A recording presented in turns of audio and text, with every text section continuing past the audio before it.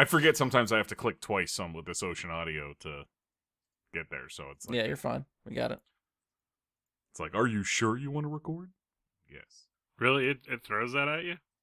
Oh, yeah. Yeah, like you click it once, and then it's like, dude, which hertz do you want to record at? It asks every time what frequency you want to record Well, on. tell it you want it to record and you don't want to hurt. Uh-huh. 0 hertz. 0 hertz is the answer. No more hertz. Can't handle it anymore. Just gives you electric shocks. I don't like the owies. You know, I know you never intended, but you give me so many sound bites that I can somehow use later.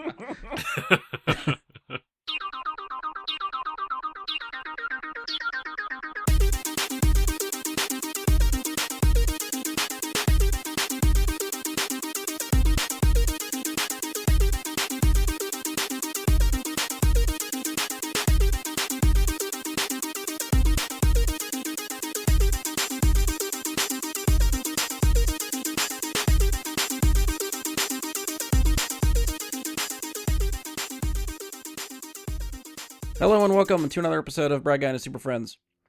I'm your host, Brian Labick. Joining me for this episode is someone who was cast as the 14th monster but was sadly cut from the film, Andy Stoles. What's up, podcast people? Next up, he's happy to see Casey Jones not attempt to murder any children this time, Josh Zorich. I mean, to be fair, I'm not sure that I necessarily said I was against that. Next up, the only shredder he needs in the movie is Mikey skateboarding, Mike Bradley. Okay, you tied it to Michelangelo. I'm fine with that. There you go. It had to. I mean, you can't not. It took me a And minute to figure out what finally, the joke was. Yeah, he's the hero with a half chub, Ian Leidick. Zip Nation, as we near the end of my tenure on the Super Friends show. I know you'll be hurting, so be sure to check me out at blarthole.io. Wait, the end of your tenure? Like, what's going? Are you Ghost waiting in the for all Shell. the turtles?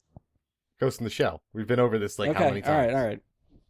We're gonna All try to the keep you times. coming back for at least the turtles. You got to at least finish the turtles with. You got 2 left. No. 2 left. No. You're Speed over Racer's on there, man. over the midpoint. Well, Not worth it. there's 2 Ghost in the Shell movies left, right? Yup. So we have So it just could be as 2 much of an equal episodes. chance of finishing Turtles before finishing that. So We're praying. I think we're praying for different things. I don't know. All right, so I think we've given Ian a long enough break between Rewind Theater episodes, so we're gonna cover the next Teenage Mutant Ninja Turtles movie.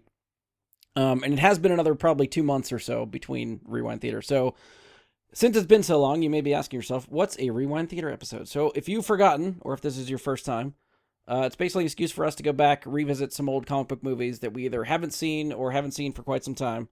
Our format for these has been to start with some sort of comic book history for the movie we're on, since they're all based on comic books and graphic novels.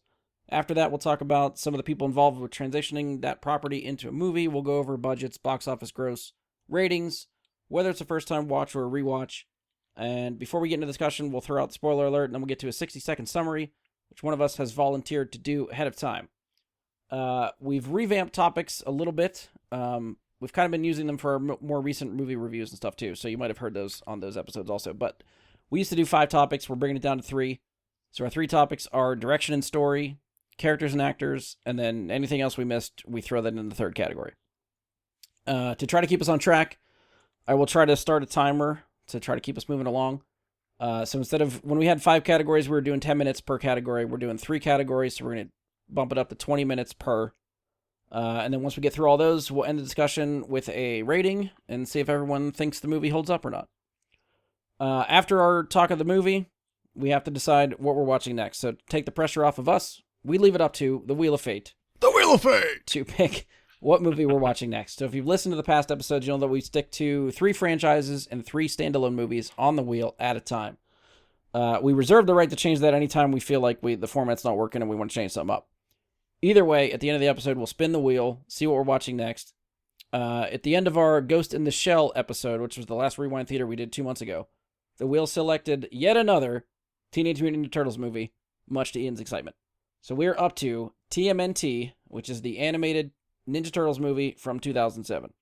And you said before that you found a place where it has an alternate title? I could have sworn I saw that on IMDb, and then when I went to look for IMDb, the movie again, it was listed as TMNT. So I don't know. I've found it both ways. Apparently, it's listed as either TMNT, or it might be listed as Teenage Mutant Ninja Turtles 4: Immortal. Is the other way I found it. So if you're looking to watch and you haven't found it, you could check those two ways. It should be there. Right about now is usually when we do the comic book background stuff, but I actually think we had to try to refresh our memories. We think we covered it in one of the previous Turtles episodes. I think it was for Turtles 3. We finally went through the background. So if you would like to hear the comic book background, we're not going to rehash it. Just find that episode, go back, revisit, and give it a listen. All that stuff should be in there.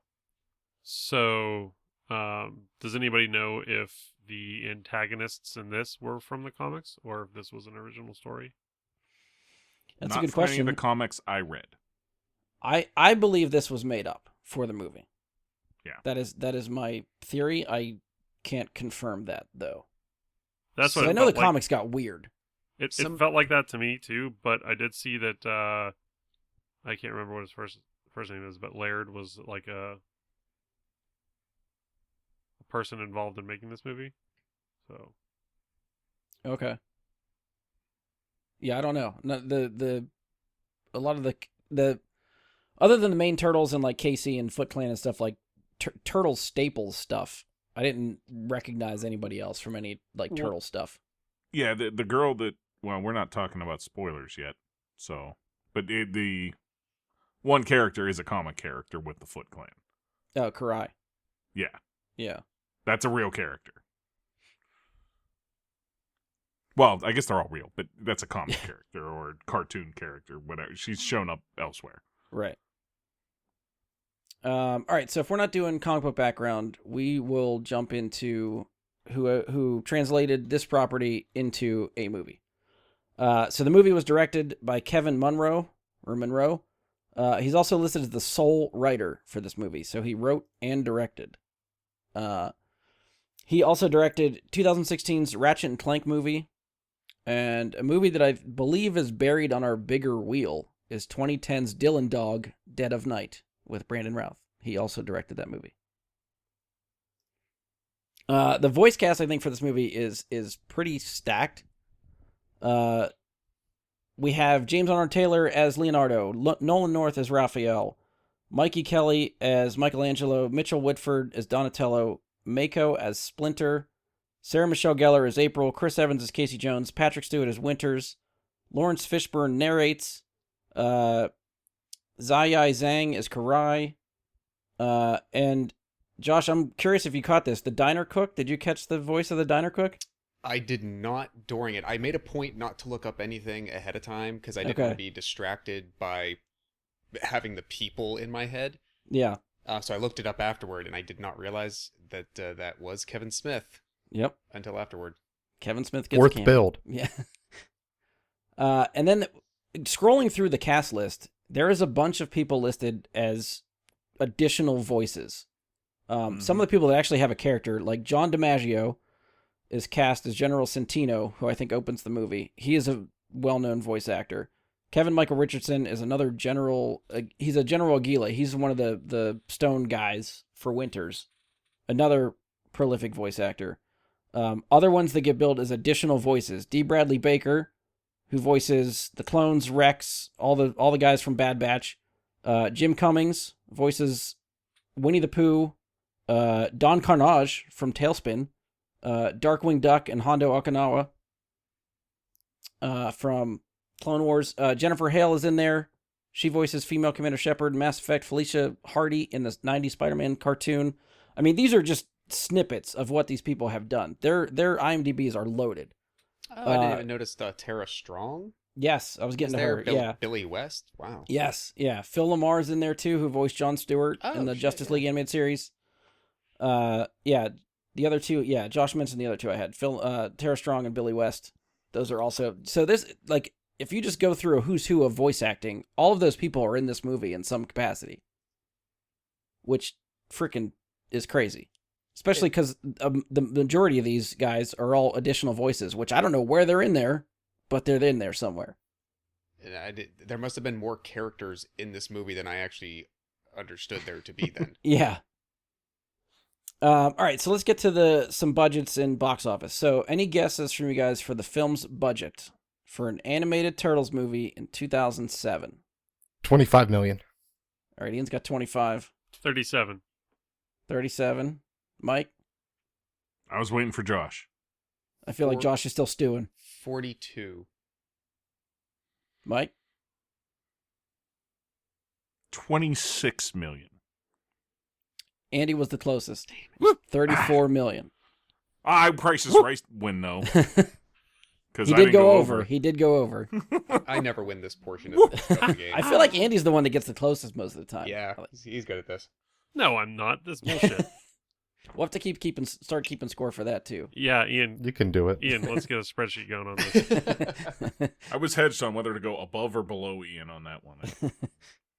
I thought about going lower. All right, so worldwide box office.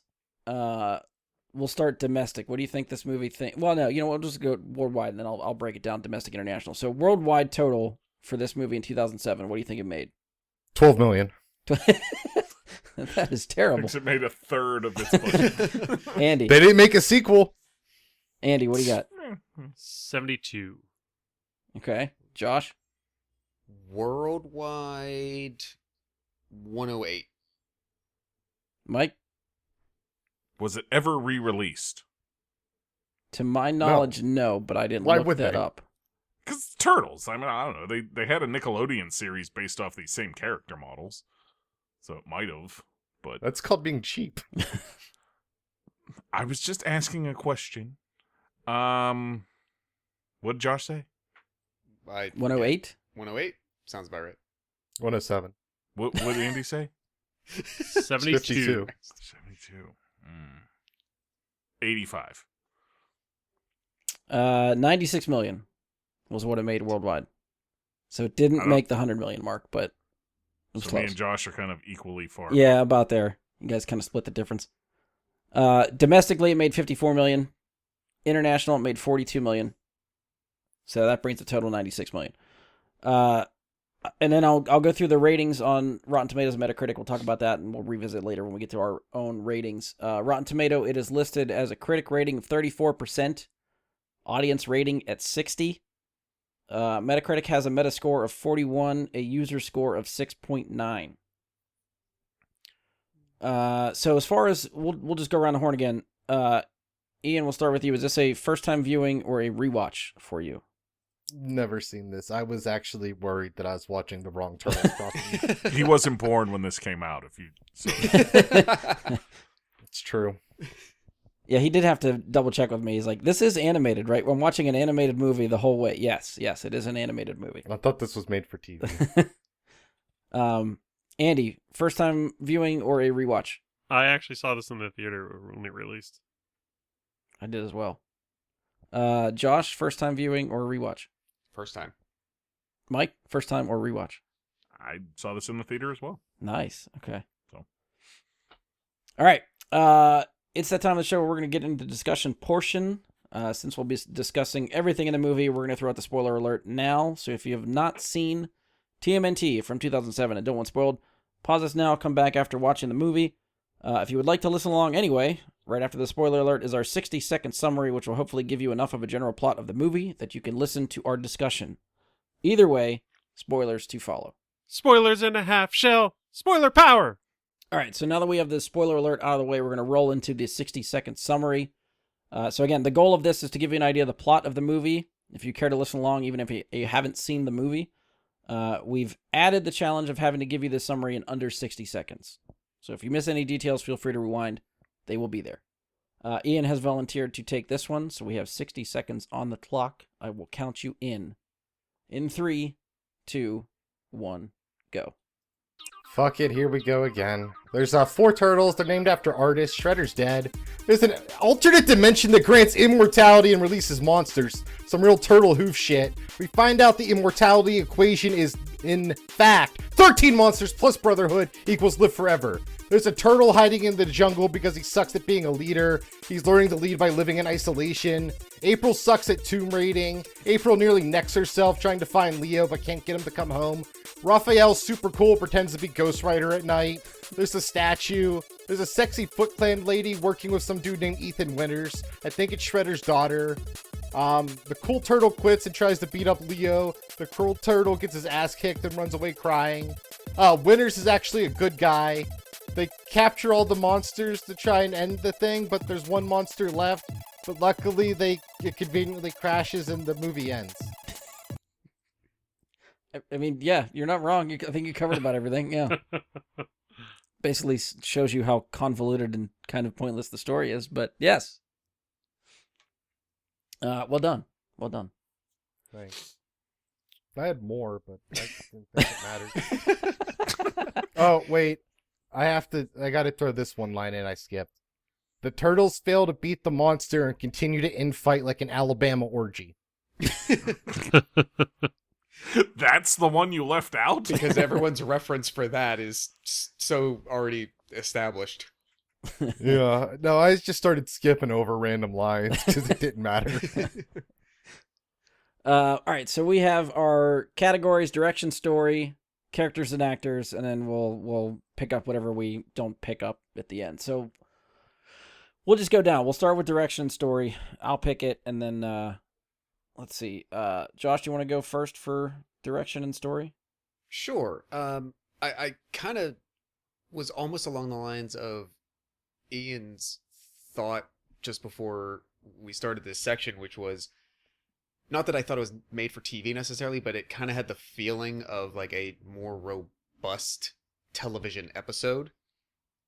I think the arc that you got towards the end with the Raphael Leonardo conflict that like really got more intense than I would have expected them to put in a movie for kids and stuff.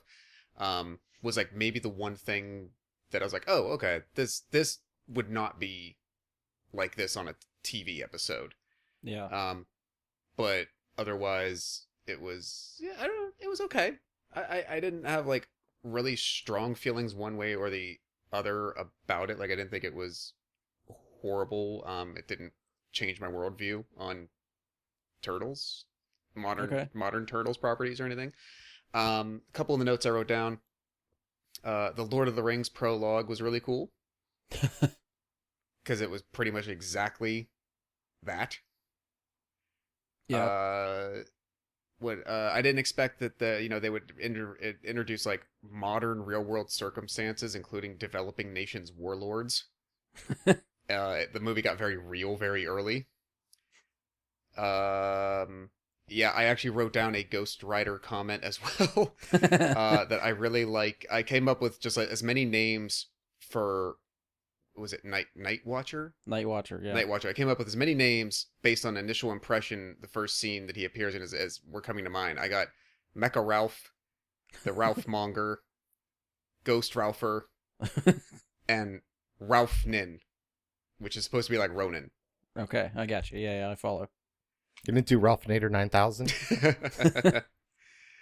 A lot of what I got is like just disconnected thoughts and notes, so I'm just gonna go down them, and I don't know if there's anything coherent, like running through the theme of of my impressions. I love that Splinter watches the Gilmore Girls and calls it my stories.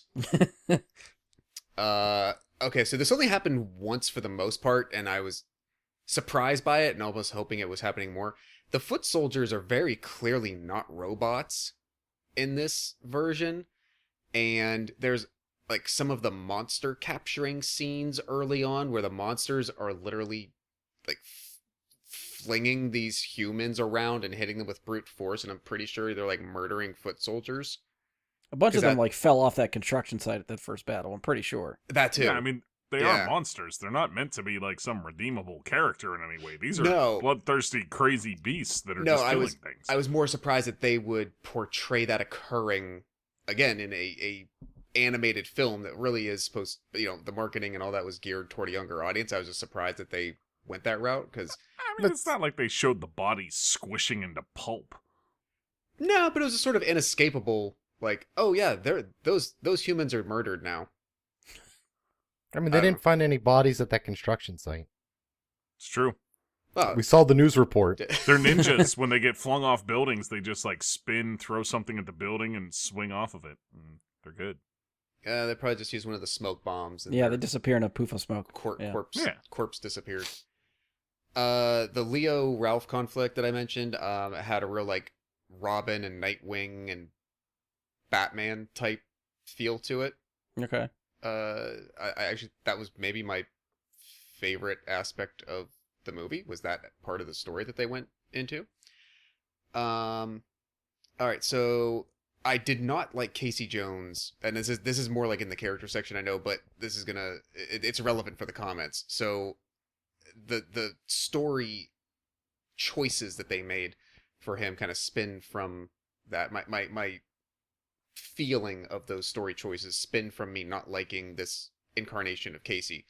I said towards the end, like third act, when April reveals her combat outfit just before they leave, I guess her apartment, because he is a vigilante. He doesn't have a job, so I guess that's her place. He works for her. He has Yeah. a job.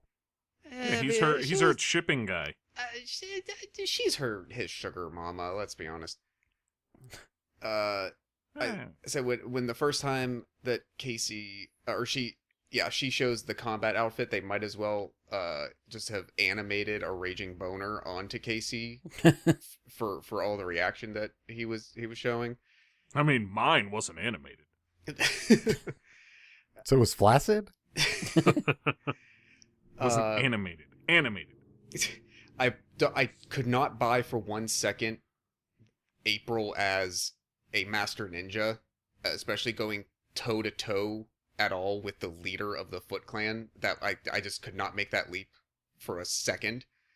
No, that made no sense. She's a TV reporter. What the fuck is that? No, she's not. She is a Tomb Raider. Yeah, and you said stealing she's a bad artifacts Tomb Raider, because she fell in a hole. So I don't believe that she acquired those skills. What did I say? Maybe bring Leo an energy bar or a Red Bull after you break him out of that chamber before you immediately hand him swords and be like, all right, go lead us and fight. Dude needed a little bit of rest time or some kind of help. He's a teenager. And Thinking about this as a guy in your late 30s. He's a teenager. He's fine. Maybe I missed that somewhere. Oh, yeah, I did have a note here. I liked the idea of post-college starting to feel the crushing weight of the adult world Ninja Turtles. all of them have like real jobs and trying to make ends meet. Yeah, there's no way that I'm seeing them as even 19, let alone fitting any definition of teenage whatsoever anymore in this. So I did like that. And then the last note, I think right there at the end, Casey has a moment where he's absolutely thinking if he'll be able to smash both April and Kara, whether separately or together. I don't think he really cared, but he you see in his eyes for a second, like, I'm gonna hedge my cards. I don't know, maybe roll the dice. What do I got? What's my play? No. Okay, I'm with April. Other than that, honestly, I could enjoy the story enough. It was entertaining for a little bit. It was utterly ridiculous, and the supernatural, in my opinion, does not fit the Ninja Turtles that well. It sounds weird to say, I know. I'm drawing a weird distinction between maybe sci-fi and fantasy and supernatural. I think melding them with this kind of stuff, time travel and alternate dimension stuff, and I get it, Krang, Dimension X, I know all that, but this... Turtles 3. Right. Well, and time travel especially, too. Just something about it didn't fit their niche. They're not superheroes in the way that you can sometimes put superhero characters in those kinds of contexts.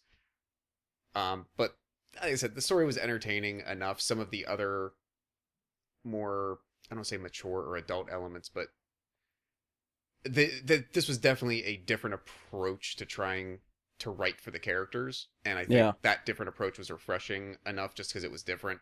It was something else, that the weirdness of the story I could kind of look past and at least still finish the movie. Okay. Andy, what do you got for story and direction? Well, I feel like it was only half of a movie for a lot of the movie because they didn't give Donatello or Michelangelo literally anything to do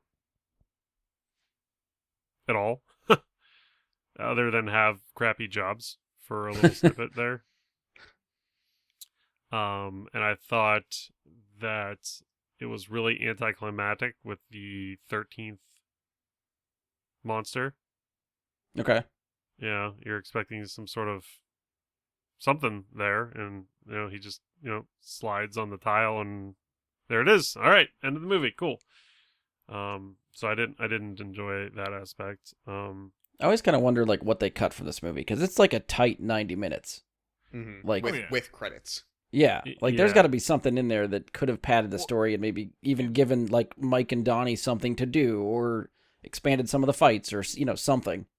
See, Right. I always took the movie too as like with the 13th monster is that little weird thing that Raph ends up fighting. I always thought that was the 13th monster. Yeah, so I was a little confused at that as well. At the point when Raph fights that monster, were they only looking for the last monster? Yeah, it was like right before that, wasn't it? I think maybe That they talk about, like- I was under the impression that Raph, they were like, we only need one more monster, and then Raph goes to fight the little monster that's like banging on his helmet or whatever. Yeah. But I couldn't remember if they said they needed only one more monster before or after that happened, because I feel like when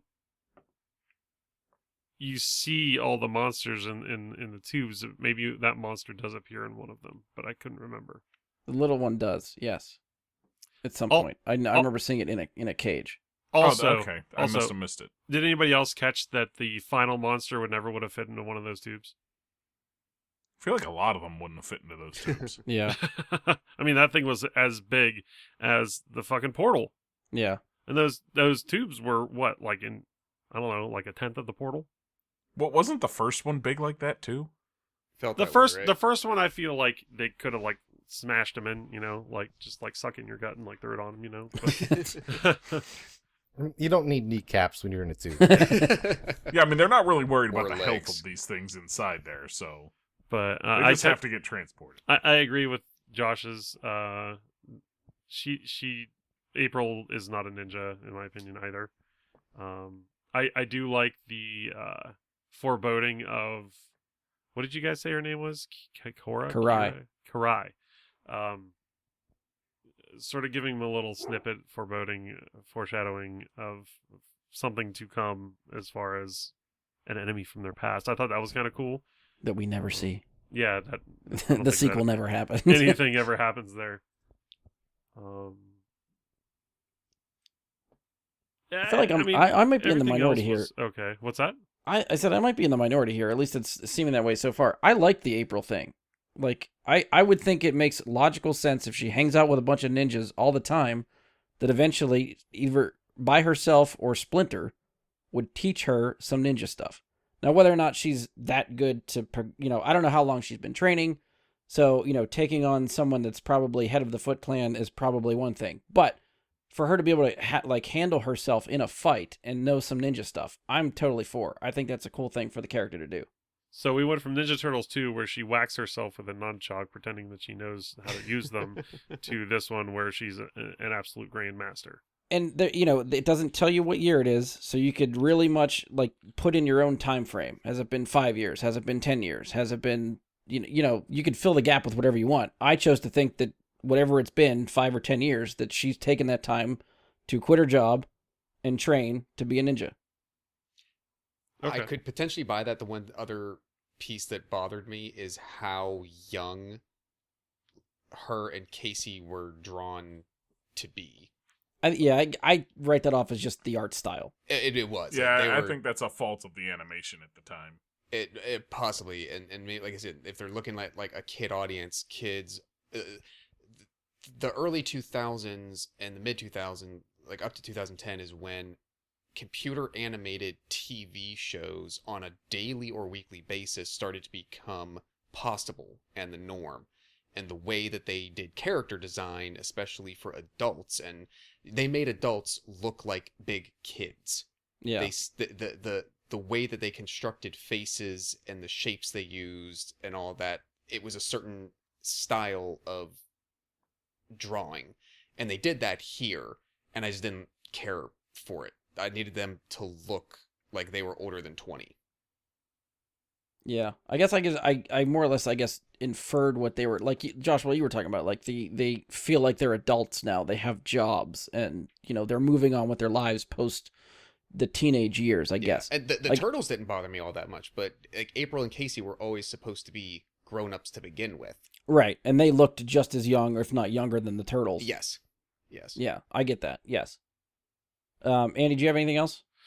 The story as far as the Immortals went, I thought was really rushed. Yeah. And they spent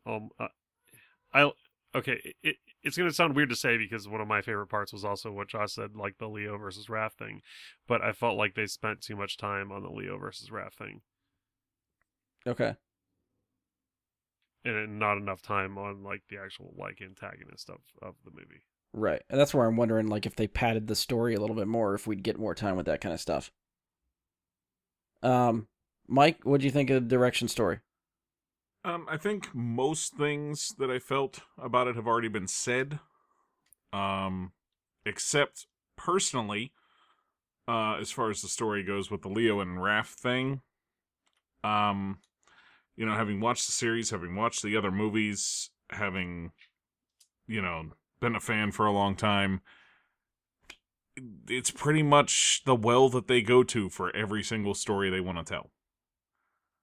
And that part, to me, when you have these characters, I get that it's an intriguing story with, the noble leader and the dumbass that fucks things up, but does so for his own reasons as a rogue. And I get that's an interesting story to tell, but they tell it in the same way every time. Like, it doesn't, in this case, it didn't work for me because it felt way too similar to every other time. That Raph goes off and does his own thing and ignores Leo and ignores leadership and doesn't care, and then he realizes, oh, I fucked up, and then he comes back around to it, and it's just, it's like, I get that story of Rat, can we get something different? It's not that it's bad, it's just that it's been done. Do something new. Was my thoughts on that. Okay. Other things for the story, off the top of my head, I really don't have much, like I said, that we haven't already covered. Okay. Ian, what do you got? The story sucked. If you don't have time to show 13 monsters getting captured, pick 2. It's 2 monsters. It didn't have to be 13. Learn to fucking write. The Leo Raph thing, they had time to develop why are they angry at each other? We don't know because it all took place before the movie, and they're just kind of upset that neither of them's that respected or some bullshit. They didn't do anything to actually make me care that those 2 characters are at odds with each other. Fucking do something. Show me something. Fuck you, writers. The Ghost Rider stuff was cool. Casey talks about, we see early on, he's not responsible at his current job. He's, bad at it.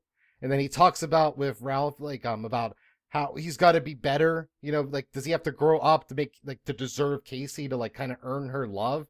No payoff in that story. There's one joke about Girl Scouts in this, which I think was the only real attempt at a joke, which is at least the other Turtle movies tried to be funny. This one didn't. They don't really go into this alternate dimension. We can only assume it links to 14th century Japan. No payoff there once again with what's happening with it. Karai, the Foot Clan have nothing really to do. They didn't have to be in this film. Why not just send your generals out there to capture the monsters? They're big fucking monsters. It's not hard to find. The turtles run into one every fucking night they're out there.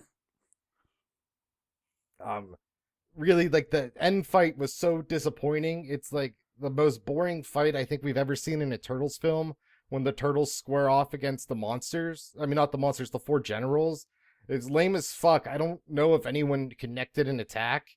And then the movie ends because the biggest monster crashes into them. that's the film. That's just lazy. That's a lack of imagination. It's really, this movie's an insult to creativity. Once again, we have another story that doesn't pay off. Winners. Okay, now he's human, but is he just gonna run Winners Corp? Is he gonna do other stuff? Who knows? Who cares? That story never pays off. He Is disappears. Shredder alive? Winters Yeah. disappears. Does he? 'Cause I stopped paying attention, apparently. This movie sucked. He definitely Yeah, disintegrates and turns into dust. He Voldemort's away. I stopped paying attention. I assumed the movie was over, honestly. Shredder could have been back, and I thought, they hint at it, but I guess they clearly didn't make enough fucking money. And this I thought was upsetting because Splinter looked like a cat. He was certainly not a rat. I didn't get why they changed what kind of animal Splinter is. That seemed weird to me.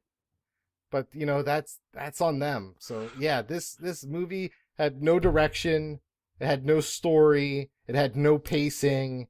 I honestly am not sure who at any point had any oversight over this movie. It seems like they let some guy, like, here's the general plot of the Turtles, and he's like, oh, well, I got a shitty kids movie idea. Ever hear of 13 Ghosts? And that's the film we watched. They got Tony Shalhoub in the background somewhere there. He might have been one of the voices. I don't fucking know. I mean, he was in 13 Ghosts. I know that. All right, well, I guess I'm the positive one this time. I don't know. I still really like this movie a lot. I understand that the Sucks to story. suck. Yeah, I get. Yeah, I figured that was coming. I get the story is weak. I understand that. But there's something I think that the story does with the Turtles that I don't think maybe they do as well. I guess specifically Leo and Raph. Like the hook for me is the Leo and Raph stuff. I think the combination on the roof between the two of them is the part that makes the movie for me. Like a lot of the we keep talking about the story's weak and the whole Winters thing with his generals is pointless and stupid, and I agree. I think they're just there for something for the Turtles to fight and follow. Like it just kind of progresses the plot as much as it needs to. But as far as important stuff in the movie, the stuff that I take away isn't anything that I really care about. I focus more on the Turtles and what they're doing. But like Andy said, Mikey and Donnie don't really have anything to do. But I as much as I guess I notice it, I still kind of forget about that because I think I'm so invested in what's going on with Leo and Raph as I like that whole dynamic and their push and pull and their fight on the roof and all that stuff. I like all that. You're a big Leonardo guy, though, right? I do like Leo a lot. Yeah. See, I'm a big Donatello guy, and Mikey's probably my second favorite. And like, I was just like, God, do they get screen time in this? I'm not really sure. Yeah. Like that, and I think there's a better, like in a typical Drake and Josh episode, has better brother fighting than this movie did. I don't know what you're referencing, but sure. Yes. That's a kid's show from 5 years ago. Okay. That's Longer when Ian than was a that. toddler. It aired when this came out Okay. on Nickelodeon. Fair. When he was a toddler. Direction wise, I don't really know if I have anything. Like it was fine. I don't know. I thought some of the fight scenes were cool. I thought the fight at the construction site I thought was directed well enough. Like I liked following that was action. confusing and hard to follow. I was fine with it. I liked that one. It was tough. It was poorly placed. The fight scenes were tough because the Turtles couldn't do any damage to the generals, so it made it for a very strange dynamic. Or Yeah. anyone. They But weren't I- allowed to hurt anyone. Well, But it's I just will like the other say movies too. Direction wise, the fight on the rooftop was awesome. Yeah. This was something that they did with a lot of Turtles cartoons, games, series, stuff like that, where they wanted it to remain safe for kids, so they made the enemies made out of stone. How many enemies did they have stone or brick or rocks that the enemies were made out of in the Turtles lore? And the reason for it was a kid's show, and they could slam into them with katanas, and it wasn't a big problem because they weren't gushing blood. They were just dust when they got hit. Well, that's why the They Foot did Tandem's all that. robots and stuff right, too. right, Yeah. which Right. So this movie doesn't do any of that. They have these stone enemies for them to bash the shit out of, and they don't really give them the opportunity to do it. It's like you can do that because they're stone, so you can just slice away at them and you cut off an arm and it doesn't matter, and it's still a kid's movie because it's just stone, so it's fine. So to my earlier I point don't- is you know. is the difference that the Turtles aren't the ones knocking. I mean, well, they kind of are. Maybe the turtles in this aren't the ones fatally wounding the human foot soldiers. It's the monsters. It's like the other bad Well, no, guys. I'm not talking like the foot soldiers were always a bit of a thing where they fought them. You know what I mean? But in a lot of the other turtle stuff, they gave them things that they could cut up and dice up that maintained a safe for kids atmosphere, Right, and that's where the they thing, could is use their why weapons to the fullest. I was even more surprised that they had human characters being shown and getting inflicted with such obvious real harm, physical harm, because even though they're some of the bad guys, So I guess I always took it that You I don't know, know if kids are noticing that as much as we would. Like the Foot Clan are not on screen all that much. They're all faceless things that don't talk. The only one you see without a mask on is Karai. fair. Yeah. So if you really like, as far as the kids are concerned, it's just a faceless dude that they're throwing off a roof somewhere. They probably don't care or know that that's a human. And we People watched take the more damage in a Turtles Tom ninja and off Jerry of it. episode. And to be fair, Karai herself, doesn't she just jump off that roof? Oh yeah, she does. Yeah, do a free fall type of thing. Yeah. So can we just assume Ninja that they stuff. survived that? the being banged into stuff and whatnot. They have armor. Maybe that's an excuse. I don't know, but They put no thought into it anyways. yeah, they didn't. That's what I mean, and that's the thing that I was getting at with the stone thing is, if you have these stone enemies and you're putting that thought into it, you let the fight be more interesting when they fight them. You let the stone get bashed up a bit. It Yeah. didn't really happen. That it was disappointing. That can be a really cool fight. Yeah. Ian, I'll start with you. Characters and actors. What did you think of that stuff? Any attempt at any sort of character development in the film never has a payoff. The only character that goes through a real story, Ethan Winters, takes place over 3,000 years we never see. No character was relatable or fun to be around. They all kind of sucked and never paid off any of the real plot points other than, I guess if you punch your brother enough, he's got to accept you as the leader. I guess that's, warlord rules. I guess that's what we figured out. Like that kid in the beginning of the story maybe had the most character development outside of Winters, because he goes from not having a necklace to having a necklace. It was baseless and pointless. The voice actors did fine. I'm a big fan of John DiMaggio, so it was nice to see him pop up. I don't know why Kevin Smith's fourth build in this and has 3 lines. I really think they overspent for Chris Evans, considering how much they didn't need voice actors because this movie sucked. Honestly, they could have saved a lot of money by just not having anyone voice these characters and just doing subtitles, and the plot would have gotten over just as well, if not better. At the time, I bet Sarah Michelle Gellar actually cost more than Chris Evans in 2007. Absolutely. And she's not top build. And that's, I think, the craziest part is, like, April becomes a ninja all off screen. The Cowabunga Carl off screen. Like, all of this character development happens and we don't see it. And then when they actually pitch his character development, like, oh, like getting over my real job to be getting back into a ninja, or like I brought up before, Casey having those issues, struggling, like this relationship with April, does anything happen? No. It's just a big fucking mess, and it pains me to see such a storied franchise treated like this. I really am curious if this is rated higher or lower than the other Turtles movies that you've rated. And you have no fucking clue. I feel like it could go either way. Because I know how much you haven't liked the other ones either. Well, we're gonna ask it at the end, but I'm assuming we're starting at a range of like 0.5 to 1.5 It for sounds the that other way, three, doesn't it? so there's not a whole lot of wiggle room to fit another one in anyway. All right, Mike, characters and actors, what do you think? So, Winters, Ian brought up a lot. I'd like to point out that, the dad from The Incredibles is doing amazingly well, whatever investments he made to get him to this spot as Winters it's fan-fucking-tastic. I'm glad he made those investments. He became a multi-billionaire. Do you think? Oh, they're connected. That's the dad from The Incredibles. I just wanted, Yeah, Like, yeah, it's the same universe. It's that you can't see that. You don't see it. in what, like the It's the animation exact style or the same. drawing, It's or the exact same animation model. Like his Okay, face. so I like, can't feel like you were almost saying the voice actor's the same. Yeah, yeah. And now No. I'm not sure if that's what you were saying, or you just mean they have the same body type, which is the it's upside same down body Dorito type. body.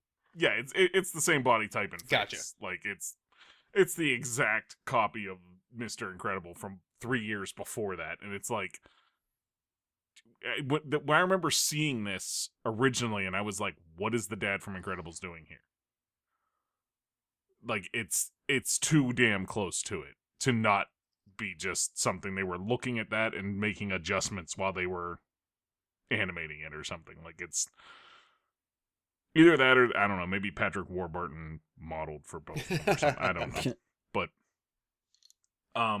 that was one of the big, I guess, problems that I had with it was for the characters, the animation styles are all over the place.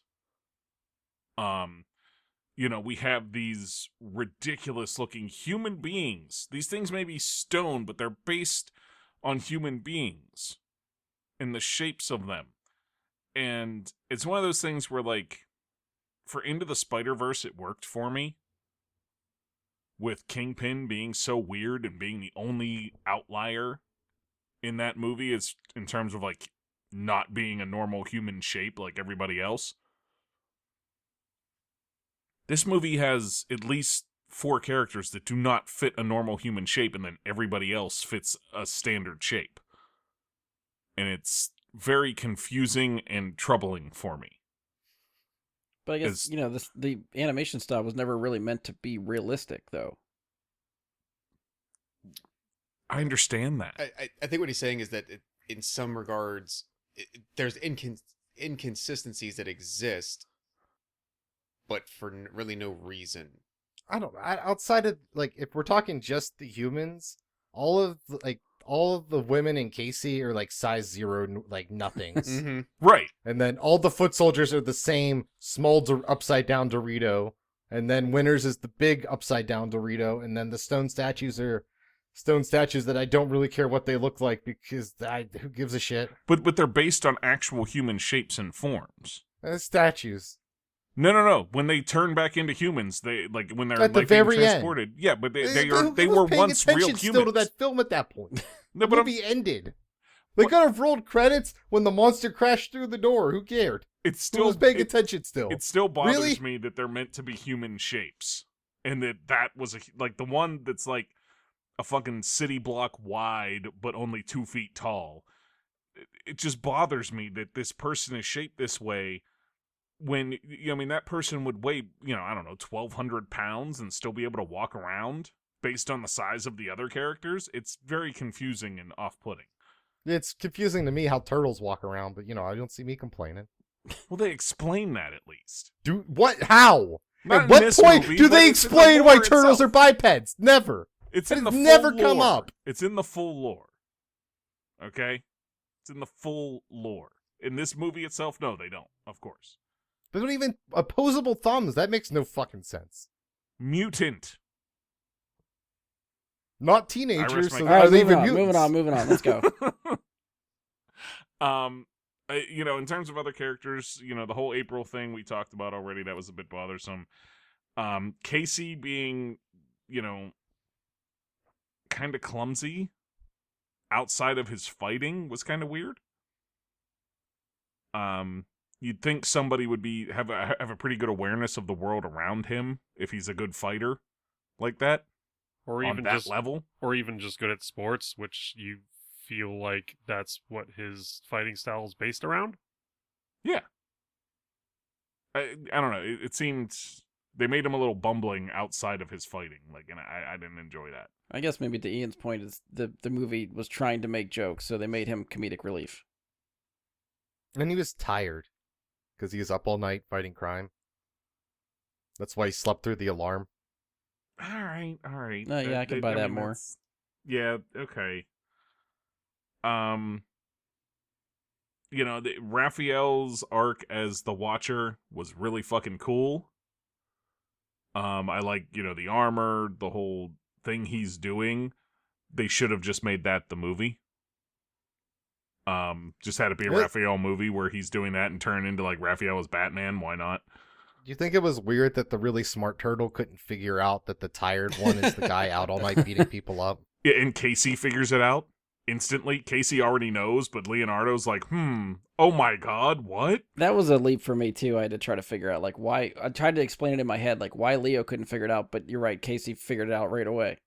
Because he's Well, street smart. I think Leo probably wasn't around long enough, but Donatello definitely should have figured it out. Yeah, One, I like. I mean, the way Casey puts it too, he's like, you look like a giant metal turtle. Like, yeah, that being the reason, I feel like it doesn't give Leonardo an excuse. If Yeah, that's that the was kinda reason my that thought. Casey's gonna give, like, you look like a big turtle. Well, I agree with Andy. Would have loved to have seen more Mikey and Donnie get their time. I feel like that comedic relief that they forced in with Casey. I feel like you can get that from Mikey and Donnie because that's kind of what they are. You know, they're a foil to each other if you give them enough time on screen together. You know, the slack off party kid and the nerd work well together if you Yeah. give them some time to do it. They didn't get enough time. But I'll pass on my time here and move it along. okay. I don't got Andy, much else. characters and actors. So he brought up a good point. He's a slacker like party guy, but at no point in any of the other lore do I ever find that he's a dipshit. Yeah. But this one, he is. They even draw his eyes differently than the other turtles to make him look really stupid. Yeah, because everybody else has like the squinty looking eyes. Like his are real big. Yeah, and almost like Zany. They kind of yeah, do their they own make thing. him look Like it's, zany. Yeah, and I didn't really dig that at all. I thought Mikey has some really good qualities, and they really didn't have him show any of them. He looks like the head for the Cowabunga Carl. Yeah, yeah, it looked awful in my opinion. The rest of the character models looked all right. I still don't think they gave Donatello anything to do whatsoever except for answer IT calls, which is stupid.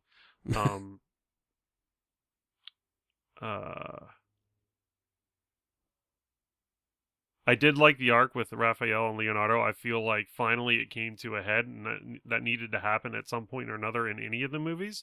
And Yeah. I like how that they did that, and I enjoyed that aspect. But to Mike's point earlier, I feel like this movie could have done without any of the antagonists. They could have had the antagonist be the Night Watchman, and you wouldn't have to deal with any of the winter stuff, and you could have still had the same amount of time in the movie if you did it right. That's a good point. I feel like The, it works for sort of, the Batman v Superman type of aesthetic or, bullet point storyline type thing of like we fight each other in the middle, we have our disagreements, and then we team up on something at the end. Like that's the only reason that the antagonists are here. But you could just make that the Foot Clan and not have to spend any time on setting up the villains. Also true. Yes. and they have like the oh, your mom's name Martha too moment when Mikey tries to crack the joke about like tries to throw the your mother joke at Raph. That But still they made don't me laugh. because he doesn't get it. Yeah, no, like it was actually good, but it was still just like, oh, it didn't occur to me until we brought up Batman Well, versus Superman. But it's What was the name of the company that made the mutagenic goo? TCRI. TCR, Oh, yeah. your mother's name TCRI too. I felt like Casey Jones and April got more screen time than Mikey and Donnie, which I thought it Yes. didn't really care for that too much. I would have liked to seen more of Kirai because she was actually a really cool character, and I felt like Yeah. they could have fleshed her out a little bit more. And if they had gone away with Winters and all of them, I feel like they could have fleshed that out a little bit, which would have been nice. Yeah. There weren't really a ton of other characters. Winters was fine, I guess, but like Ian said, I felt like his arc really happened outside of the movie. Like he decided what he was going to do, and then he ended up being sort of the good guy. Yeah. But that's it. That's all I have for characters, really. Well, as far as like actors, what do you think the actors did? Do you think you were good with voice cast and everybody? Yeah, I thought everyone did it okay. I guess I expected a little bit more from Chris Evans. He just seemed kind of flat. And it took me a little while to get used to Mako as Splinter. It just didn't fit for me for a lot of the movie. Yeah. Until like right around the end. So Okay. Josh, I guess you're left. What do you think? The Donnie as the IT support comment that Andy made, I actually laughed at that when I saw it, but in retrospect, because like that's really the only insightful moment as to like Donnie's life or character at this point that you get. Yeah. I guess it was a little bit of a letdown, but I thought it was kind of funny that like if they stopped predominantly doing what they were doing, what would each of them do? Like, well, in that modern world, that's kind of probably what he would fall into, right? He could do that. So I chuckled, but unfortunately that was all that we really got for him. I had written down that at the beginning, and it didn't. I feel like it got better, but the first maybe 10 minutes that Raphael was in the story, he sounded like, and we've kind of said this about I think the previous Turtles movies at some point. He sounded so New York Oh, yeah. to me initially, like to the point where I almost wrote down like they were going like a Mafia Sopranos route with him, and like he just like very very different, just like a very different way of talking, and sounded very different than the other brothers. But again, I said Casey and April have to look older. It's too strange for me. Casey should also not look like a clean cut pretty boy. I didn't care for this incarnation, this design of him at all. Like I'm sure he was putting on his skinny jeans, going out to fight crime. I didn't like it at all. I made the same comment about Splinter's voice, and I don't know if it was, if maybe the actor had been given different direction, or maybe I don't know if it's the actor or the voice, but I think it's the character of Splinter, the role that Splinter plays in this. If they had written the character differently, that actor could have given a different performance, and it might have fit better. But with what they wrote and what they wanted, and then what he performed, I didn't like the way it fit with the mix of everybody else either. I had to figure this out afterward, because the one guy who I think ends up being like the leader of the Stone Generals, who kind of leads their mutiny against Winters, I'm like, who is that? I know that voice. Like, as strongly as I needed to understand that Winters was Patrick Stewart, I'm like, who the hell is this general guy? So I look it up, and it's one of the actors you mentioned, who also, and I figured it out. Oh, he was the voice of Goro in Mortal Kombat, the first live action Mortal Kombat movie. But more than that, I actually know him as Captain Gontu from Lilo and Stitch. That's like a weird pull. The ginormous shark general monster guy, whatever. Yeah. Other than that, yeah, I guess everyone did okay. After looking at the cast when I finished the movie, and I'm like, oh, Chris Evans was Casey Jones. I didn't care to like rewind to any of the scenes to re-listen to it to see if it came off any differently. Like if the impression of it wasn't good enough the first time, just knowing it was a particular person isn't going to make it better for me. Yeah. I guess everyone did well enough with the material they were given. I just had issue with the approach to what some of the characters were supposed to be. Yeah. Okay. But I agree with why can I not correctly understand how to pronounce her name?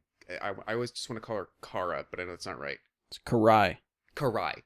I agree with the comment that whatever she was involved in and whatever backstory led to her being in the position she's in now after the fall of Shredder, especially, like, I'd like to know more about that. That was pretty cool. Would have made a better movie. Yeah. Just saying. But yeah, like those kinds of things. But that's my piece. I don't know. I still feel like I'm pretty high on this movie, and maybe it's just like I'm starting to think maybe it is just a nostalgic look back at this movie, that I liked it when it came out. I hadn't watched it for a while, so rewatching it now again, is like, you know what, I do remember all this stuff, and I still really kind of like the stuff that they did. And I don't know, it sounds like it's probably making my viewing experience a little bit better, and I still think I like this movie a lot. But I don't know, I think the cast is pretty good. The standouts for me are James Arnold Taylor as Leo and Nolan North as Raph. I think they steal the show for me. But again, it's all culminates in the rooftop sequence with them. Like, I think the movie builds to that. That's what I want to see. That's what they got to. And I think those two nail that scene. It's just the differences between those two characters, what they think this brotherhood is, and how best to find their place in it. Like, I think Andy might have said it earlier. It's something that I think is alluded to in other movies, but we never actually see that sort of like come to a head and see them actually hash it out and fight each other for it. So that was cool to see. Yeah, I agree that, again, Donnie and Mikey didn't have anything to do. I would have liked to see more backstory for, the stuff we're sort of inferring, that whatever the time gap is between movies that sort of happened off screen is the stuff we'd like to see. April's training, the stuff that went on to, with the Foot Clan to get Karai there.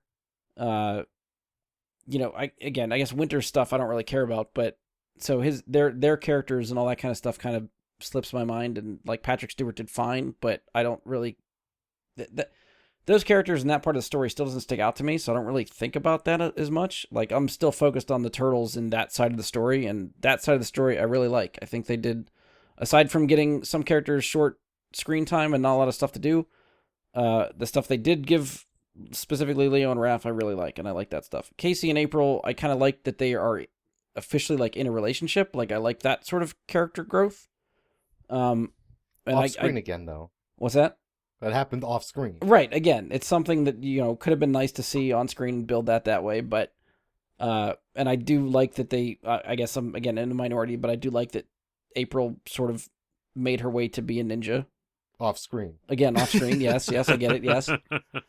But I like where they're going. Like, I think they had the right ideas for what these characters should go, where they should be and where they want to go. They just kind of skipped the middle part of it and just said, here's where they are, and ran with it. That's why it's called the hero's ending. Yeah, the meat part of it is the stuff that I like, and I feel like that adds depth of character, which they're missing in this. Yeah, and I don't know if it's just like, the viewer to the character. Hey, we just need to make this a tight 90 minutes for a kids movie. They just couldn't go 2 hours, or if they really didn't know what to do and they just cut what they thought was fat out. And don't think they knew what to do, because cut out the antagonist, because it added nothing. Yeah, you don't even care about that part, and you like the movie. I know, right? So if you sub that part out and give us more of the meat of the movie and of stuff we want to see, I think it would be that much better of a movie for it. All right, so we'll hit the everything else category, the catch-all for whatever else we would like to talk about here. So I'll give it to Andy. You want to go first for anything else you want to touch on? Yeah, I would like to talk about Splinter's Hall of Accomplishments scene. I was going to bring that up if no one else did. Yeah. Does anybody recognize any of the stuff that's in that? I made a list. I know. Oh, you made a list. Okay. Yeah. Well, of stuff that I recognized. Yeah. Okay. I didn't really recognize a lot of it other than like the Shredder helmet. Yeah. So the Shredder helmet's there. The if you look in the top right, it's kind of blocked by some stuff, but the TCRI container from Turtles 2 is there. Okay. The scepter from Turtles 3 that they used to time travel is at the bottom shelf. Okay.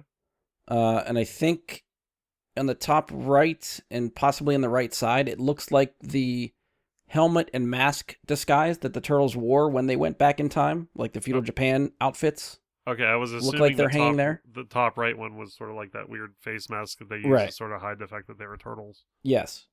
Those were the only things I recognized. Oh, there was one that I don't know if I couldn't tell if that's what it was, but I think the bottom shelf somewhere around the scepter there, from what I could guess it looked like the bottom of a Mouser droid. Like if it's laying on its side and its feet are sticking out, it looked like that. Oh, okay. I didn't catch that one. I don't know if I'm right. That's a guess. I was trying to look for a picture just so I could sort of dissect it or see if someone else labeled stuff that's in like his dojo area, but I couldn't find that yet. The only thing that sparked my interest was they had almost like a medieval looking like sort of shield. Oh yeah, and I didn't know what that was from. Yeah, because I didn't think like aside from feudal Japan, they didn't really do anything like medieval-esque, right? Because feudal Japan really didn't have anything as far as like shields. The samurais just sort of wore armor and used their swords as their shields. Right. Use them, you know. There was all those white guys there. Yeah, it's true. They did have the European soldiers in that. Oh yeah, the guy So- that splashed but didn't splash. Yeah, him. Remember him? Budge. What But I think else? Andy, to your point, that like the Hall of Heroes stuff, like Splinter's shelf with all the memorabilia and stuff, I think solidifies that this movie is a sequel to Yeah. the first 3 live action Turtles movies. Yeah, I was gonna say that. Yeah, and I was curious if anyone else had noticed anything from like just vague TMNT lore, if any of that like had anything to do with anything anybody knew. Well, if I'm right about the Mouser droid, that's not from the live action movies. That's right, from the cartoon. That's from what, like the Technodrome makes the Master Droids, or I mean, they were in the cartoon, right? I remember them from the cartoon. was it Baxter Stockman that made I think it them? was Baxter I Stockman thought it was stuff. Baxter. Okay. Yeah. Okay. Yeah, Baxter made them, if I remember correctly, but Baxter also worked with Krang on a lot of stuff. Yeah. So they showed up in defense of the Technodrome. Yeah, I'll have to try to. At some point, I don't know if I'll find it while we're recording, but after the show, I'll try to at least get a screenshot or something of that part of the movie. I And it's like- we could check it out. I would like to say that I really enjoyed the animation of the Okay, yeah. backgrounds to this movie. There were a couple of scenes where, as they were paused on a couple of scenes, I'm like, is that real? There were scenes that made it look very, very just real, and then you would see like a turtle or something moving around, and you're like, okay, no, that's not real. But they're like when they showed like the cars or like the alleys or like the construction site, I'm like, that looks really fucking good, you know. And like the animation for the characters and everything looked good as well, but I think they did a really good job of like the background effects and like the rain looking like you could see the rain like bouncing off of like the turtles while they were fighting. I thought that was really fucking cool. I think there were parts in the beginning of the movie when I was like, you know what? I don't know if the animation holds up as well as I thought it did. Like, it looked a little bit fuzzy to me. It wasn't as crisp and clear as I thought it should be for being like CG, and maybe that was an intended effect until they got to the rooftop sequence. I think you could tell they put every dime they had in time into that sequence because everything about that, the rain effects, the fight, the lighting effects off the neon signs on the turtles, like everything works at that part of the movie. So I thought there were. You said it was a tight 90 minutes, but I thought there were some scenes that were fluff and really ought not to have existed in this movie. Like the Black Betty scene with Raph, the Night Watchman, and the 13th monster, we'll call it, or the 12th monster, whatever the fuck it is, didn't make any sense. Like the Kevin Smith scene didn't make any sense to me. Like, why have it? He didn't do anything with the monster. He let the monster go. The monster went wherever the fuck it went. He's like, oh, I took care of him. You threw him out of the thing. You know, who knows where the fuck he is now? Like, how does that taking care of anything? Yes. What was one of the other? I didn't exactly understand why Splinter sent Leo out to make him a better leader, because it didn't seem to work. I felt like he didn't grow like Splinter was expecting him to grow. Oh, see, it was a next level play. He wanted them to fight, and this was the quickest way to have it happen. Okay, I could Was Well- to put him into exile I guess for I a could, year. I guess I could see that. Yeah. I was trying to think about this. 500 IQ play. I think So after he the sends fact- Leo away, and then he says, "Look at your brother. He just fucking left you. What an ass clown." And then Raphael builds up his aggression by beating up people on his lonesome. Yeah. Then you bring him back, Leo back, and then you give him a medal and make a big fucking deal about it. He could have stopped. He knew Raph was watching the whole fucking time. Yeah. Well, they're like He's rubbing it in, hey, this is the better turtle. to the point that I think maybe Mike made earlier about Leo not knowing that Raph is Night Watcher. There's the whole point of the end of the movie when the team is fractured. Leo's confiding in Splinter, and Splinter tells him like, okay, you know what to do to like, or Splinter says something about like your brotherhood or your team is broken. You know what you have to do to fix it. And Leo goes, yeah, I know. And then he leaves, and then he hunts down the Night Watcher. If Leo knows that Raph is the Night Watcher, that scene plays better. It does. Like, Leo knows that Raph is being rebellious and not listening to orders, so he has to put him in his place. But then when it reveals that Raph is the Night Watcher and Leo's surprised, it's like, well, who the fuck were you hunting and why? You're not solving your problems with your brothers. You're trying to take out this vigilante who has nothing to do with what your brothers are doing. And the only problem I have with that scene, other than what you just said, was that I've never thought Leo was cocky, but he's like, I'm better than you. Oh, see, I And dug that. that caught me off guard, and I didn't care for that much. Especially when he wasn't. Yeah. I felt like, and the other thing that irritated me is Raph and Leo are off literally training. Like Raph's kicking the shit out of everybody in Metal Suit, and Leo's like literally like kicking the shit out of like guerrilla, not GO, but GUE, guerrilla, like militia type guys in Central America. Mikey's training is getting the shit kicked out of him by like Nerf swords, and Donatello's getting the shit kicked out of him by angry people who don't know how to use their computers. Karens. Yeah. So like I felt like to ask Mikey and Donatello to just go ahead and go fight like these immortal enemies was a hard sell for me, because as far as we know, they haven't been training at all. Yeah. But that's all the outliers that I can remember I had from the movie. Okay. Ian, what would you like No to chime explosion, 0 out of 10. The music in the music selection sucked. Black Betty's a pretty solid song, but like that made no sense. I feel like in the context of that scene to me. And I feel The like only it's good- overdone for action That scenes. too. The only good song in this film is the end credits song played by Gym Class Heroes, and they don't use that song in the movie at any fucking point. Or you don't like Red Flag? No, apparently not. I thought that I like skateboarding Red scene Flag. with Mikey, they could have picked much better punk bands or whatever the fuck that was that like play there. But no, they didn't. Like, just pick a thing off the Tony Hawk soundtrack and you have a better scene. That's all they had to do. Red Flag's is the song they play when he's getting the shit kicked out of him by the kids. I didn't care for that. I was fine with those two turtles not being in the film that much, because fuck it, who gives a shit? Of course you would say that. It was, I don't know, is there even anything else? Like, no, because this movie had nothing. It developed nothing, and it went nowhere. It just went in fucking circles, and all the cool stuff we never saw. It's just like, hey, it probably happened, but we don't fucking know that, and it just beggars the question, why? Why make this film? And I wish I knew the answer to that. I desperately want to be on the other side of a two-way mirror when you are a part of a pre-movie release market research group. I hope it's I'm for the next currently- Turtles movie. I'm currently under NDA already talking about it. All right, so that's all you had? You got nothing else? The movie sucked. Okay. All right, moving on to Mike. Give us something good here. I actually, the only thing I have for like other stuff is that I actually like the soundtrack. I agree. I feel like the standard music selections for the soundtrack were okay.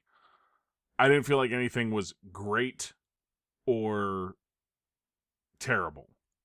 But the orchestral scores that they put together for moments felt really good to me. To me, it's the one highlight of the film was how well the music fit the different scenes, in terms of the score. Again, the music choices, I tend to go 50-50 on whether they fit and work good. Like, I agree with what Ian said about the punk bands, and they could have used so much better punk music for the skateboarding sections and the choices they made. But Black Betty and Red Flag, I feel like, are really good spots. I think they're good, fun songs to have in there. So I'm split on that, but yeah, I score I thought was fantastic for an animated movie. For an animated children's movie, I feel like it was really, really good. The theme for The Night Watcher is one that I still play to this day. Like, I love that theme song. I'd have to listen to it again to recognize it. Yeah, anytime personally. like Raph's in the costume, driving around on the bike, fighting people, like that's the music you hear in the background. Okay. And I dig it. You got anything else, or was that it? That's the only other that I had. Okay, Josh, what do you got? The movie opens with the title card saying, from Warner Brothers and the Weinstein Company present, and that does not age well. I actually liked the music chosen during Mikey's introductory skateboard scene. I was like, oh, wait a minute, this sounds familiar. Is that Jet? And I looked it up, and yes, it is Jet. I guess the original score, I agree. It was probably the strongest individual achievement, I think, for this. And I will agree with Andy as well that while I didn't like some character design choices, I think animation overall was well done, and all of the environments and the detail in the backgrounds were beautiful. I thought I will give definite kudos to the animators in those regards. I really didn't mean to have to shit on Casey Jones again, but in no way in my mind would any incarnation of that character, would his music choice of preference or any theme song you would pick for him be shit-tastic early millennium yellow card style pop punk. Yeah, I feel like Casey Jones is Pantera and Dio. It's No, Limp Bizkit. It's at least like it's just not Zoomer. that. It's not like the early to mid 2000s pop punk bands that got on Warped Tour, and like no, I hate to say it, like that's not my Casey Jones. I did not like that version of it. The rest of the other music, I guess I honestly didn't even really notice. I will have to go back. I did not realize that Black Betty was a Leadbelly song, because who the frick knows Leadbelly? Well, I think the Black Betty they play in the movie is a cover. It Yeah. is. It says Yeah. it's performed by Big City Rock, but Leadbelly is a very foundational blues and folk guitarist, singer-songwriter from like the 1920s. And I did not know that was the origin of that song till I was just looking at the soundtrack credits. Oh, okay. I don't mean to talk down to anybody, so I apologize if it seems like I'm saying something, preaching to the choir necessarily, but the final song performed by Nirvana on their Unplugged session is a song called Where Did You Sleep Last Night? And it was a song by Leadbelly, whom Kurt Cobain was a very big fan of. And that is one of my favoritely performed songs ever in the world. If you have never heard it or haven't seen it, find it on YouTube. It's incredible.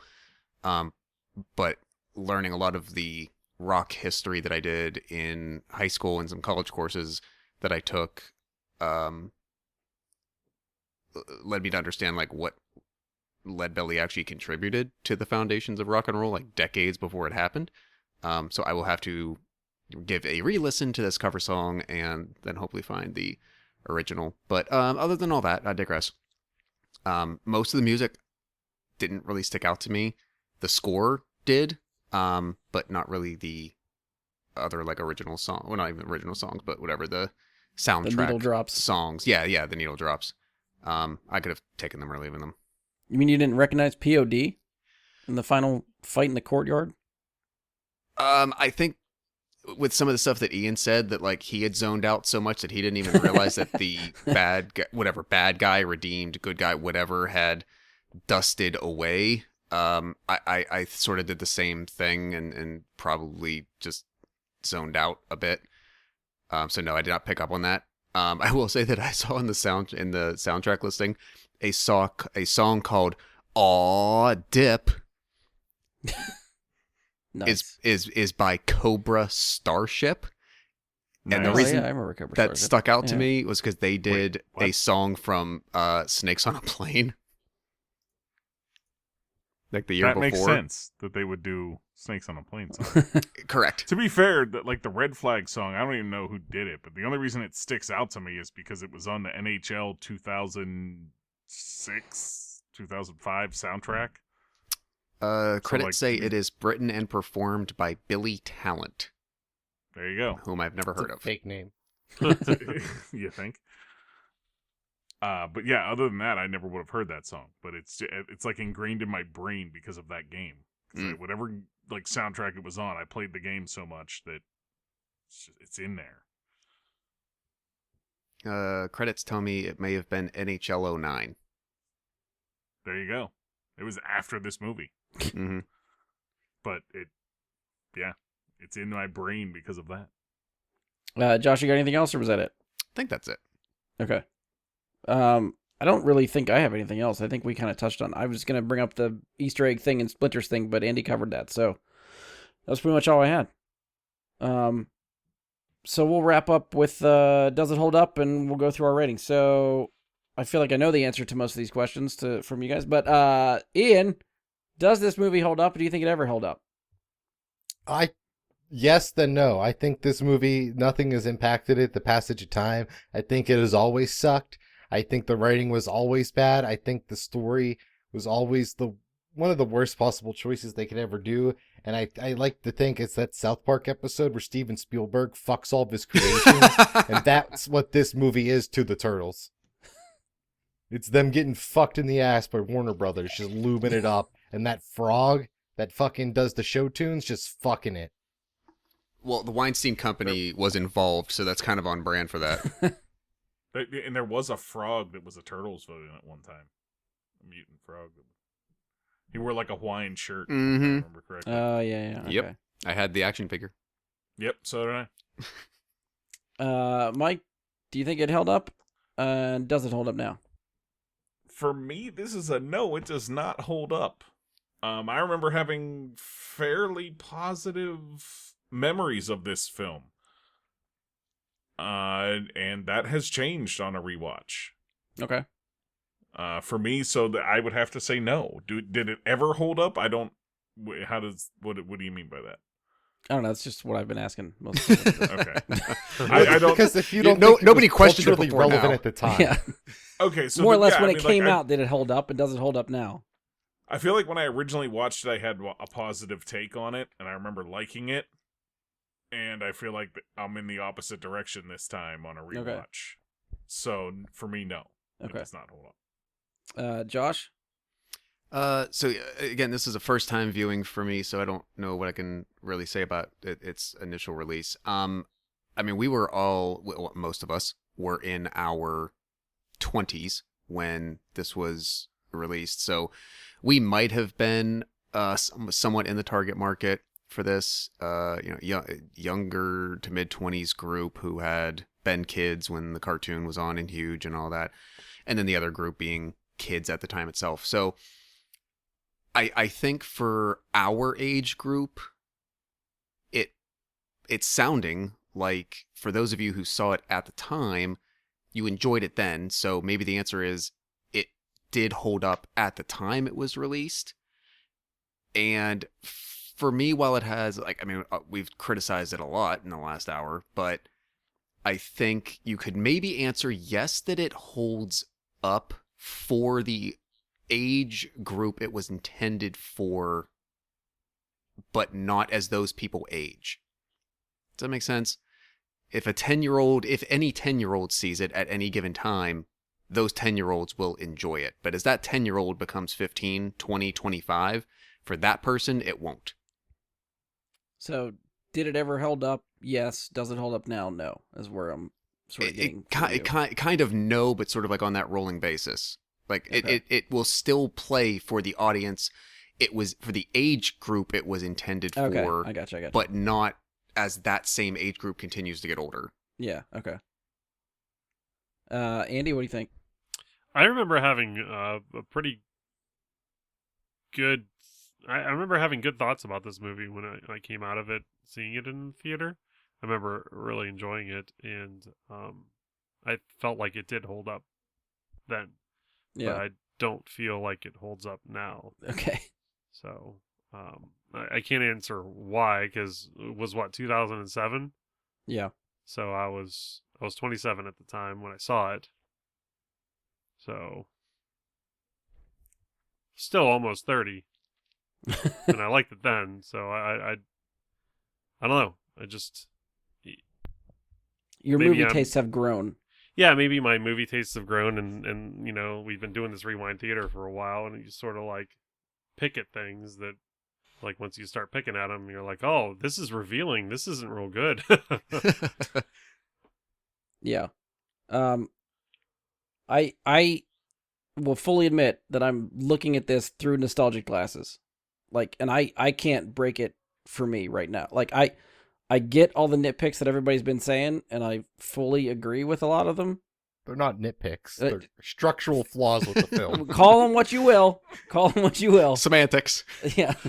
But I'm with the people for the guys that saw it in the theater. I also saw it in the theater when it came out. I remember liking it then. I still like it now. I don't know if it holds up as well as it should, but I'm going to say yes, I think it does. For me personally, it holds up. I think it's still a movie that I enjoy. It's still one I will watch.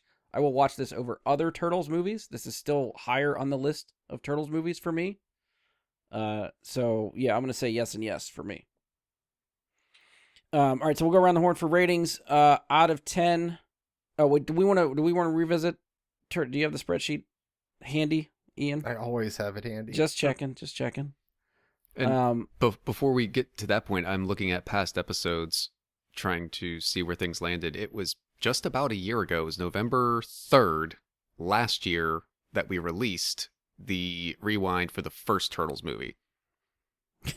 So we've we only got covered through 4 movies in the course of a year.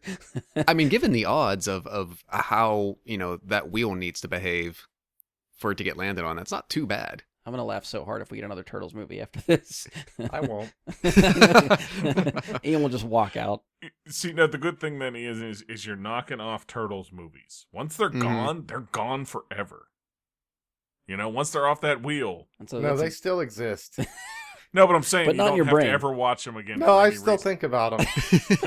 So we're Well, winning. I We're mean, that slowly sounds like a winning you personal over. problem. You sleep at night and dream about Ninja Turtles. That's what I'm hearing. All right, so do we want to? How are we revisiting ratings? Are we just revisiting the Turtles movies? Is that what we're looking for? Okay. Ian, I guess give us the rundown for the last 3 Turtles movies we did for what everybody's Okay. ratings were. I'm going to go in order of the movies. Andy gave Turtles 1 an 8. Brian, 8.5. Ian, 3.5. Josh, 8. Mike, 8 3/4. TMNT 2, Secret of the Ooze. Andy, 9. Brian, 7.5. Ian, 4. Josh, 5.5. Mike not listed. TMNT 3, Andy, 3. Brian, 2.5. Ian, 4.5. Josh, 3. Mike, not listed. All right. That's good. All I right. threw it up there so you guys could see what I would have given them if I was here. It was a 6 and a 2, but All right, so around the horn for TMNT. Andy, kick us off. Out of 10, what do you give this one? I'm going to give this, I feel like it was a very middle of the road rewatch for me, so I'm going to give it exactly middle of the road, 5. Okay. Josh, out of 10, what do you think? I think I'm doing the same. If I caught it, I think I gave Secret of the Ooze a 5 or 5.5. So this is better than Turtles 3. I'm hoping the consensus among us at least falls to there. Not looking for groupthink. Just I'd be shocked if anyone went the other way. Ian gave Turtles 3 a 4.5 I do not see him rating this higher Which than was that. better than, I think, Secret of the Ooze on his That's my highest rated Turtles movie. Jesus Christ. It's just for that guy falling in the water. Probably. So yeah, I think I'm with Andy. I'm just gonna hit it at a 5 as well. So if a Okay. guy falls into the water without making a splash, did he ever actually fall into the water? That movie will never know. Mike, out of 10, what do you think?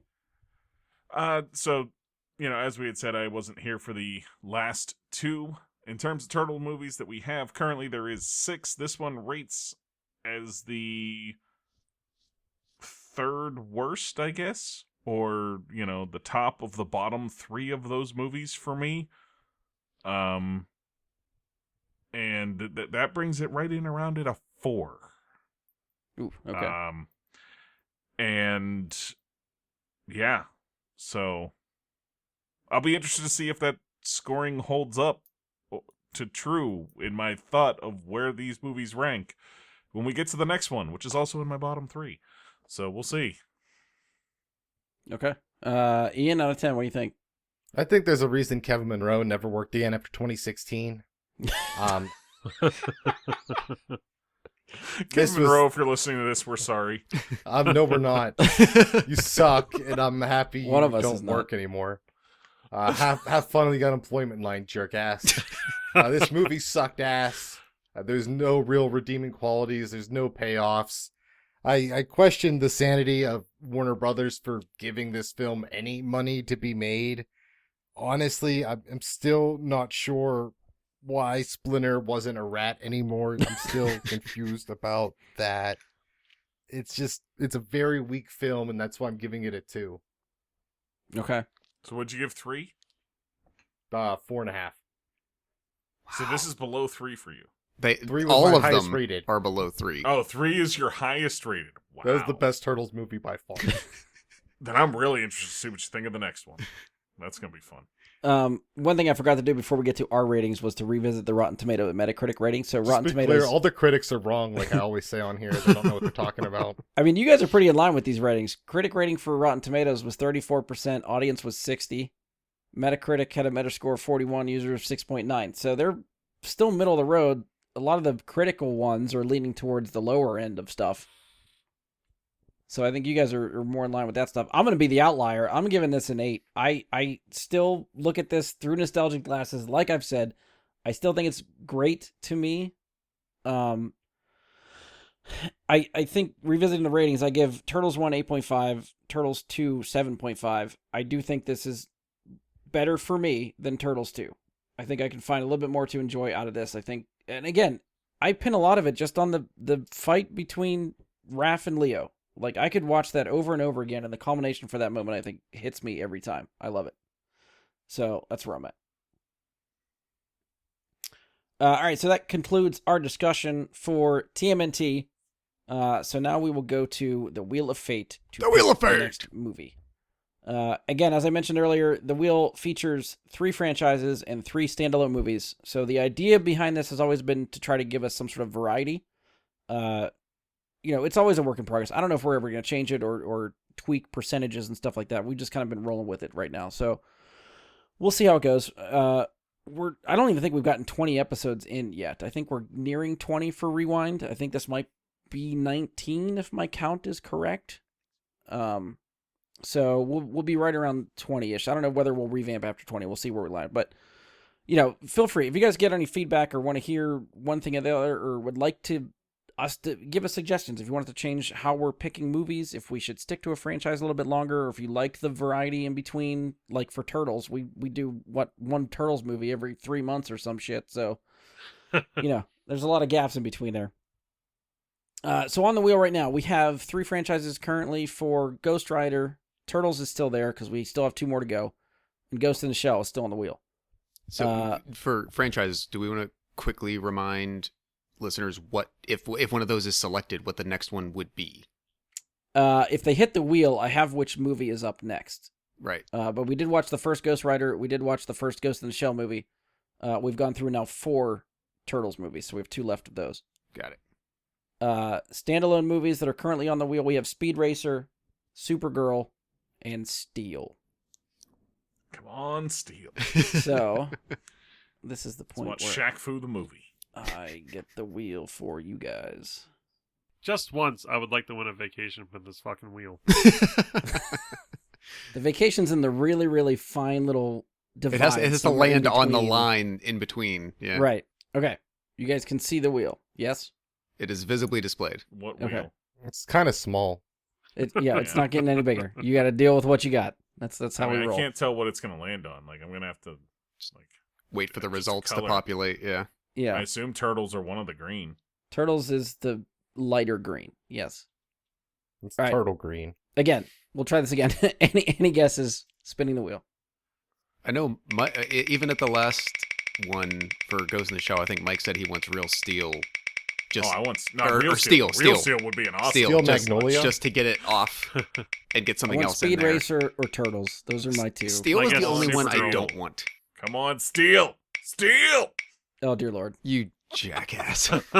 this is your fault. No, listen. I did not vote to include steel on the list of movies in the first place. You I didn't mean, speak yes, up. you did. You didn't tell. You did not give the committee. You did not tell us to Yeah, exempt we it. all had ample opportunity to. That was a really big list. I was more so looking for things that weren't on it that I wanted on it. It was as opposed two-pronged. to things that were on it that I didn't want on it. Well, this is Wait, what happens. did you guys actually look at the list? I definitely did. I saw how long it was and said, fuck this. I mean, I figured some of the stuff that I didn't want to see, we'd never in a million years get to, and yet we've hit a couple of them already. I feel like, and here we are watching Steel. yeah. We have to So record like an hour and a half show about Steel. I mean, do we? I mean, we it might could get be through shorter. all that pretty quickly. well, it should be easy to find. It's on There's HBO my- Max. So Is it really? Oh, really? That's awesome. Just want to bang it out tomorrow?